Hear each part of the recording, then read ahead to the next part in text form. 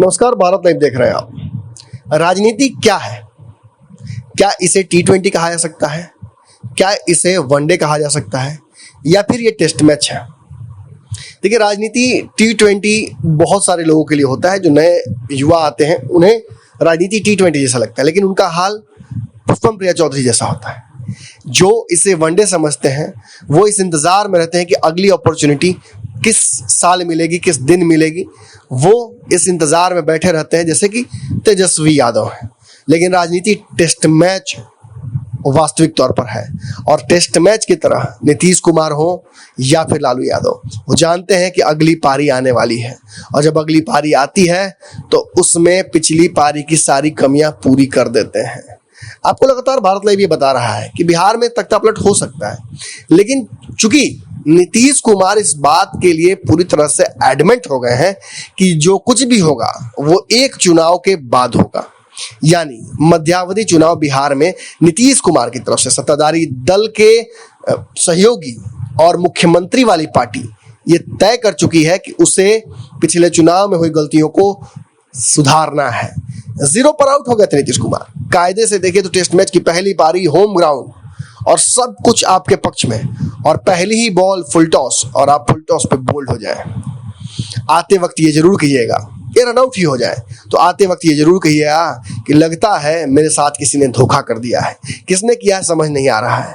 Umpire ने गलती से आउट दे दिया, या मेरे सहयोगी जो बैट्समैन उस साइड खड़ा था भाजपा, उसने रन आउट करा दिया। नीतीश कुमार के जहन में यही सब चल रहा है, और इन्हीं सबको काटने के लिए और अगली चुनावी रणनीति के लिए उन्होंने अपने आप को मजबूत किया है, और साथ साथ अपना जातिगत समीकरण को भी मजबूत किया है। आज लौकुश नीतीश कुमार साध रहे हैं। राजनीति के अपने उत्तरार्ध की ओर बढ़ते हुए नीतीश कुमार नए समीकरण क्यों गढ़ेंगे? किस लिए गढ़ेंगे? चुनाव के लिए ही ना। सत्ता में बैठा हुआ व्यक्ति कोई समीकरण नहीं बनाता है राजनीतिक। ऐसे में लालू यादव भी बाहर निकलते ही जेल से प्रयास तो कर चुके हैं कि सरकार बना ले, लेकिन वो जानते हैं कि मांझी और मल्लाह केवल प्रेशर पॉलिटिक्स कर रहे हैं। उनके विधायकों पर उनका 100% पावर नहीं है। यानी ऐसी स्थिति में मांझी और मल्लाह के भरोसे इस नाव को पानी में नहीं उतारा जा सकता है। टेस्टिंग बाकी है। तो फिर होगा क्या? पंचनामा में कल मैंने आप लोगों को बताया था कि 4 तरीके हैं फिलहाल जिससे लालू यादव बिहार की राजनीति में सत्ता में पहुंच सकते हैं। इसमें सबसे अंतिम वाला जो हमने बताया था आपको, जिसके माध्यम से अगर कुछ विधायकों को इस्तीफा दिलवाकर विधानसभा के मैथमेटिक्स को उलट दें लालू यादव, तो एक संभावना बनती है।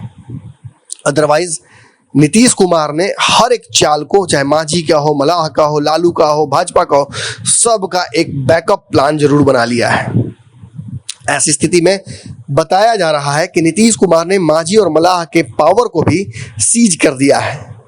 आप अच्छे जानते हैं कि अंतिम समय में जिस वक्त समीकरण बनाए जा रहे थे, अंतिम समय में, एकदम अंतिम समय में सबसे पहले उठकर महागठबंधन की चलती बस से उतर गए थे जीतन राम मांझी, और उन्होंने बिना टिकट सवारी शुरू कर दी एनडीए के बस में। नीतीश कुमार की बगल वाली सीट पर नहीं जगह मिलने के बाद उन्होंने नीतीश पर ही कहीं ना कहीं उनकी सीट पर ही जगह हल्की ले ली। अब इस बदले हुए समीकरण की वजह से, चूंकि अंततः जो विधायक जीत कर आए हैं, ये सवाल बार बार खड़े होते हैं कि उन पर मांझी और मल्लाह का कितना पावर हो सकता है। इन सारे बातों के वजह से ही मामला बिहार में तख्तापलट का अटका हुआ है। वरना अंक गणित तो ये कहता है कि 125 और 128 और 123 और 110 में बहुत अंतर नहीं है। कभी भी ये समीकरण पलटे जा सकते हैं। चलिए, आपका स्वागत कर ही देते हैं। रातों रात की ये खबर है, 7 बज गए हैं। बाबा भी हमारे साथ मौजूद हैं, और जब मैंने इतनी बात कर ली है तो बाबा का मुख्य बात करना जरूरी है यहाँ। नमन जी, पहले तो बहुत बहुत स्वागत है। और बिहार की राजनीति में जिस तरह से नए नए समीकरण हो रहे हैं, उन समीकरण में एक बात बहुत महत्वपूर्ण है। नीतीश कुमार सत्ता में रहें या विपक्ष में रहें, विपक्ष में तो बहुत कम मौका मिला है उन्हें रहने का, लेकिन सत्ता में रहते हुए नीतीश कुमार ने पावर सेंटर को अपने पास रखा है जी। और ये पावर सेंटर जब अपने पास वो रखते हैं तो इसमें किसी को मौका नहीं देते, हर सांप के जड़ी रखते हैं। बिल्कुल। आपने सुना होगा कि अक्सर कहा जाता है कि नीतीश कुमार लोगों को मंत्रालय तो दे देते हैं, लेकिन उस मंत्रालय पर उनकी पैनी नजर रहती है। श्याम रजक से पूछ लीजिए। बिल्कुल श्याम रजक की बात करके आपने स्पष्ट कर दिया कि कहीं ना कहीं नीतीश कुमार रणनीति के वो माहिर खिलाड़ी हैं कि अपने सामने वाले को पता भी नहीं चलने देते हैं और रन आउट करा देते हैं। आपको पता होगा कि 2013 से अगर घटना को देखा जाए तो 2021 आते आते नीतीश कुमार ने बहुत सारे परिवर्तन देखे, राजनीति में उन्होंने परिवर्तन कराया। जब उन्हें जरूरत महसूस हुई, जिसकी जरूरत महसूस हुई, उसे अपने लिए यूज कर लिया। आज भी आप उठा के देख लीजिए, श्याम रजक का ही कहना था, कल ही जब वो बातचीत कर रहे थे तो उस दौरान उन्होंने साफ तौर पे कहा था कि बिहार की जनता अभी भी मानती है कि तेजस्वी यादव ही मुख्यमंत्री है। अब ये ओवर कॉन्फिडेंट है कि तेजस्वी कोई रणनीति जी स्पष्ट दिख रही है या फिर तेजस्वी यादव को बैकअप प्लान बता रहे हैं, उनको सहयोग सहारा दे रहे हैं कि नहीं नहीं अभी सीख लो थोड़ा सा और। स्पष्टवादिता ऐसी होनी चाहिए जिस तरह से शिवानंद तिवारी ने कहा था कि सड़क पे आइए, लाठी खाइए, जेल जाइए, तब आप पॉलिटिशियन बनिएगा। हालांकि तेजस्वी यादव ने वो शुरुआत कर दी है, चाहे भले ही कारी शोएब के माध्यम से हो या जिसके माध्यम से हो, उन्होंने सड़क पे उतरने का, लाठी खाने का और अच्छा से कुटवाने का भी व्यवस्था कर लिया था और काफी उनको नेता के रूप में मान्यता भी मिल गई। नीतीश कुमार ने तो उनको नेता बना ही दिया था, लेकिन कहीं ना कहीं उनका ओवर कॉन्फिडेंट जो है नीतीश कुमार को समझने में वो चूक कर गए। अगर यहाँ लालू प्रसाद होते तो आप इतना मान के चलिए कि कहीं ना कहीं आरजेडी की सरकार, हालांकि हाइपोथेटिकल क्वेश्चन है ये, लेकिन आरजेडी की सरकार बन गई होती। अगर इस आंकड़े पर भी अगर लालू प्रसाद होते बाहर, जब उनके आने पर और बीमार होने के बाद आंकड़े गढ़े जाने लगे हैं, बिहार की राजनीति में हलचल मच गया है, लालू प्रसाद कुछ नहीं बोल रहे हैं। चुनाव में होते तो अलग बात। बिल्कुल, चुनाव में होते, चुनाव के बाद भी होते, जैसा कि आपने पहले भी कहा था कि पोस्ट पोल अलायंस जो होगा वो बड़ा महत्वपूर्ण होगा, अटक गया। और रघुवंश और लालू बिल्कुल बिल्कुल अब इन सब मामलों को देख करके एक बात तो पक्का लगता है कि नीतीश कुमार की रणनीति, आपने बहुत बढ़िया बात कही कि जीतन राम मांझी और मुकेश सहनी के पास वो कुवत, वो हिम्मत या वो शक्ति नहीं है कि वो अपनी पूरी टीम को लेकर के कहीं शिफ्ट कर जाए। इसके पीछे बहुत सारे लू फॉल्स हैं। एक तो जीतन राम मांझी की बात करें तो बड़ी लंबे समय के बाद वो 4 सीट जीत करके आए हैं और 4 सीट जीत करके आए हैं तो वो चाहेंगे कि उनको सत्ता का सुख मिले और मिलता रहे। और अंतिम समय में बाबा, चूंकि एनडीए का लगभग समीकरण बन चुका था, तो जो सीटें मिली हैं मांझी और मल्लाह को, वो कहीं ना कहीं भाजपा और जदयू के कोटे से ही काटी गई सीटें हैं। ऐसे में कई बोरो कैंडिडेट हैं जो इन पार्टियों से ही उनमें गए हैं।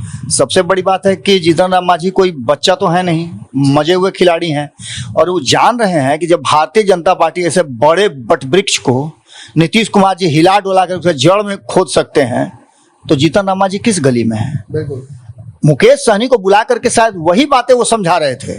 कल तक चर्चा इस बात की थी कि दोनों मिलकर के कुछ सेटिंग कर रहे हैं, वो लालू की तरफ जाने का बात कर रहे हैं, लेकिन अब एक नई धारा उत्पन्न हो गई है और कहा जा रहा है कि कहीं ना कहीं लालू प्रसाद को वो जो आपका तीसरा और चौथा विकल्प जो था अंतिम वाला, वो विकल्प अगर लालू प्रसाद कर लें, लेकिन उसमें भी बड़ी परेशानी है। वो सत्ता में नहीं है, वो कहीं है नहीं, कहीं भी देश की राजनीति में उनकी पकड़ नहीं है।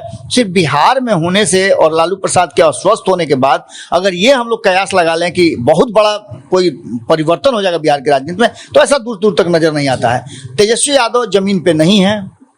जिस तरह से यूथ को समझा जा रहा था कि राजनीति में आएंगे तो बहुत कुछ परिवर्तन करेंगे, जमीन पे आएंगे, लोगों से मिलेंगे, लेकिन तेजस्वी यादव के इर्द गिर्द जो एक आवरण बना रहता है कुछ लोगों का, कुछ उनके खास लोगों का, जो लोगों से मिलने नहीं देते हैं और कुछ खास लोगों से मिलते भी हैं और खुद भी नहीं मिलते हैं। वही मेन चीज है कि मिलने के लिए उनको माहौल बनाना पड़ता है। मैंने पंचनामा में कल यही शब्द का प्रयोग किया था कि गीली लकड़ी की तरह जो एक्सपीरियंस लोग हैं, जो लालू यादव के जमाने के लोग हैं, उनको सूखने के लिए साइड में रख दिया गया है। बिल्कुल, आप समझिए ना कि बहुत सारे लोग थे। लालू प्रसाद ने, जगदानंद सिंह एक जमाने से ट्वीट नहीं किए हैं, जगदानंद सिंह का कोई बयान नहीं आया है, शिवानंद तिवारी लगातार चुप है, फेसबुक के माध्यम से ही अपनी बातें करते हैं। ऐसे ही कई ऐसे दिग्गज नेता है। अब अब्दुल भाई सिद्दीकी की बात कर लीजिए, एकदम शहाबुद्दीन के मुद्दे पर आए और अपना बस पक्ष रखा और चले गए। नमन जी, इन लोगों की उपयोगिता क्या है ये लालू प्रसाद से कोई पूछे।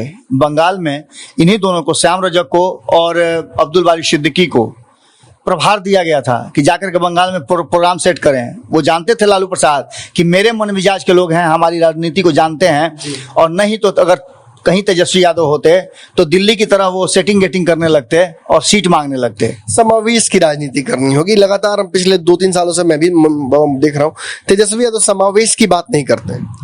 उसके साथ वो खुला दिल भी नहीं ना है। जीतन राम मांझी और मुकेश सहनी जिस तरह का कटु अनुभव लेकर के आए हैं उनके साथ, एक बार फिर जाने के पहले उनको पूरा एश्योरेंस चाहिए। बिल्कुल। और ये एश्योरेंस हमको नहीं लगता है कि तेजस्वी यादव दे पाएंगे। इसके बनी बनाई सड़क को कोई खोदता नहीं है। बिल्कुल। आज के डेट में जीतन राम मांझी को भी देख लीजिए कि मंत्रालय उनको मिला हुआ है। चारों उनके विधायक जो हैं अपने सहित सारे लोगों को सम्मान मिल रहा है। दूसरा सबसे महत्वपूर्ण बात है, और मुकेश सहनी ने हमारे ही चैनल पर ये बात कही कि मेरी इन आंखों से दूर दूर तक मुझे कोई रास्ता नजर नहीं आ रहा है जहां से मैं वापस जाऊं महागठबंधन में। जी बिल्कुल। जिस परिस्थिति में वो गए थे और उन्हें किसी तरह सहारा मिला था एनडीए का, ये वो उनको याद रखना चाहिए। ये भी भूल नहीं सकते कि नीतीश कुमार ने अपनी कुर्सी में से हल्का सा घसक के कष्ट सह के मांझी को एडजस्ट किया, और कहीं ना कहीं भाजपा ने भी वही किया। बिल्कुल। भारतीय जनता पार्टी चाहे जिस कारण से हो, भारतीय जनता पार्टी के बारे में बहुत सारी बातें कही जाती है कि उसे हर हाल में सत्ता चाहिए। तो ये सत्ता सबको चाहिए। आज सत्ता के लिए लड़ाई तो लड़ रहे हैं तेजस्वी यादव, लेकिन सत्ता की लड़ाई लड़ने के लिए उन्हें जमीन पे आना पड़ेगा। कोरोना है, ठीक है, पिताजी की तबीयत खराब है, सब ठीक है। तेजस्वी जी को ये भी तो पता है बाबा कि उनके पास राजनीतिक समय बहुत ज्यादा है बिहार के बाकी पॉलिटिशियंस से, उम्र की वजह से। आने वाले समय में कितना भी किसी प्यार मोहब्बत हो, कितना भी हनीमून पीरियड हो, लेकिन मोह भंग होता है, एंटी इनकम्बेंसी लागू होती है। वो जानते हैं कि आज नहीं तो कल मैं आ सकता हूं। वो ये नहीं चाहते हैं कि भाजपा या किसी के साथ जाकर वो कोर वोट बैंक छूट जाए, जो कहीं ना कहीं आज तक जिंदा रखे हुए लालू यादव पर इतने आरोप लगे हैं, जेल गए हैं, राजनीति समाप्त हो गई, सत्ता विहीन हो गए, लेकिन फिर भी जिंदा है क्योंकि यादव मुसलमान के साथ खड़े। ये तो बात आपने बिल्कुल सही कहा नमन जी। लालू प्रसाद की तैयार की गई जमीन पर बीज बोने के बाद यदि सिर्फ फसल काटने की बात हो तो तेजस्वी यादव उसके लिए उपयुक्त आदमी है। लेकिन अगर जमीन को खोदना हो, उसमें बीज डालना हो और फिर फल काटने की तैयारी करनी हो तो तेजस्वी यादव नहीं करेंगे। तो बड़े बहुत मुश्किल है। कारण कि न तो वो जमीन पे आएंगे। आप राघोपुर की स्थिति देख लीजिए ना, राघोपुर की जनता उनको दिया लेकर के खोज रही है। उन्हीं के पार्टी के और अल्पसंख्यक समाज से आए एक मुखिया ने जिस तरह की बातें कही, अगर ये खबरें प्लांटेड भी हैं तो प्लांटेड चीज भी बहुत जल्दी आगे आग की तरफ फैलता है। आज जो जोक्स बने हैं पप्पू यादव के ऊपर एक दिन में नहीं बने हैं। आज अगर नरेंद्र मोदी को फेकू लोग कहने लगे हैं, जिस देश के प्रधानमंत्री हैं, तो एक दिन में नहीं कहे हैं। कई तथ्यात्मक गलतियां उनसे हुई हैं, कई बड़े बड़े पॉलिसी डिजास्टर्स उनसे हुए हैं। आज कहीं ना कहीं आप देख सकते हैं राहुल गांधी के बयानों में कई बार भिन्नता आई है, जिसकी वजह से उनको रिप्रेजेंट करके या निगेटिवली डॉक्टर करके उनके कैरेक्टर को असैसिनेट किया गया। नमन जी, 7 साल से सत्ता में है भारतीय जनता पार्टी और रोज उसे प्रूफ देना पड़ता है, प्रमाण देना पड़ता है कि हम गलत नहीं हैं, हम सही कर रहे हैं। लेकिन फिर भी इस देश की जनता मानने के लिए तैयार नहीं है। चुनाव जीत जाना, सत्ता में आ जाना एक अलग मुद्दा है, लेकिन लोगों को संतुष्ट करना एक दूसरा मुद्दा है। आप सत्ता में हैं या नहीं है उससे कोई मतलब नहीं है। पप्पू यादव सत्ता में थोड़े हैं, लेकिन पप्पू यादव के लिए आज देख लीजिए कि पटना की जनता से पूछ लीजिए, बिहार की जनता से पूछ लीजिए, तो उन्हें नेता अपना मानती है। इस तरह से नेता बनना और सत्ता में आना दोनों दो चीजें हैं। बिल्कुल, आपकी बात कहने के लिए मेरे पास आज का जुमला है अपना। ऑपरेशन के डर से लोग बीमारी पालता जरूर है, लेकिन इसका मतलब ये नहीं कि पालतू हो गया है।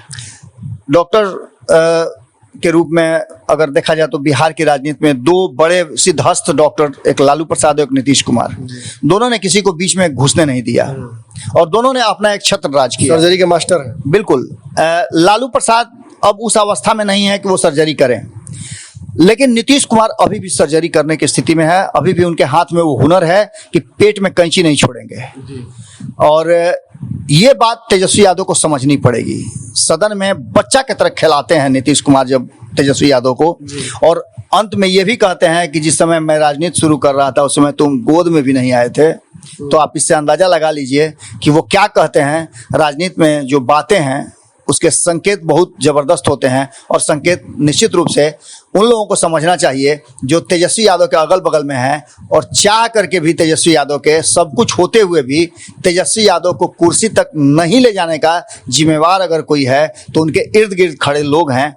मेरी नज़र वहां तक पहुंच जाती है। मतलब किसी के पास ये असंभव है बाबा। आज रघुवंश होते तो ये बोल देते हैं कि तेजस्वी को पटना में होना चाहिए, तेजस्वी को लोगों के बीच होना चाहिए, राघोपुर में होना चाहिए, लेकिन ये हिम्मत कोई जुटा नहीं पा रहा है। चाहे बिस्कुमान नरेश हो, चाहे जगदानंद सिंह हो, चाहे कोई हो। सच्चाई यही बाबा कि आज के डेट में कोई तेजस्वी यादव के सामने खड़ा होकर ये नहीं कह रहा कि आपको यहाँ होना चाहिए था। उल्टा लोग डिफेंड कर रहे हैं कि सही है कि वो वहाँ है। मनु की लिखी किताबों को फ्रेम करना, उस पर कई तरह की बातें करना एक अलग बात है, लेकिन उस किताब को पढ़ करके उसके मूल बातों को निकालना एक अलग बात है। ऐसे ही हमारे यहाँ बहुत सारी कहावतें हैं कि निंदक नियरे राखिए। जिस आदमी के निंदक नहीं है वो इस दुनिया में मरा हुआ समझ लीजिए। जी, बाबा ने अंतिम शब्द जो कह दिया समझ लीजिए वही आज का परम ज्ञान है। आज की रातों रात में आपको ये चर्चा कैसी लगी जरूर बताइएगा। लगातार जो चर्चाएं हो रही थी कि जीतन राम मांझी इधर चले जाएंगे, वो उधर चले जाएंगे, समीकरण बन जाएगी, सरकार बन जाएगी, हम इस पर कल से ही लगातार सर्जरी अपनी जो हमारा खासियत है उसको हम लगातार कर रहे हैं। उम्मीद करते हैं कि आपको अंदर की ये खबरें पसंद आ रही होंगी। दबाकर शेयर कीजिए और अगली खेप का इंतजार कीजिए। धन्यवाद। अगर ये वीडियो पसंद आई और वह बिहार के राजनीति और बिहारियत से सरोकार रखेनी तो सब्सक्राइब बटन दबा के चैनल के सब्सक्राइब कर ली। ओजे एगो घंटी बा, ओकरा बटन दबा देला से कुल सटीक और मारक खबर रुआ मुफ्त में मिल जाई। अगर रुआ पत्रकारिता के हमनी के नया प्रयोग में सहयोग कर चाहतानी तो ज्वाइन बटन दबा दी। पेटीएम नंबर नोट कर ली 9386816700। धन्यवाद।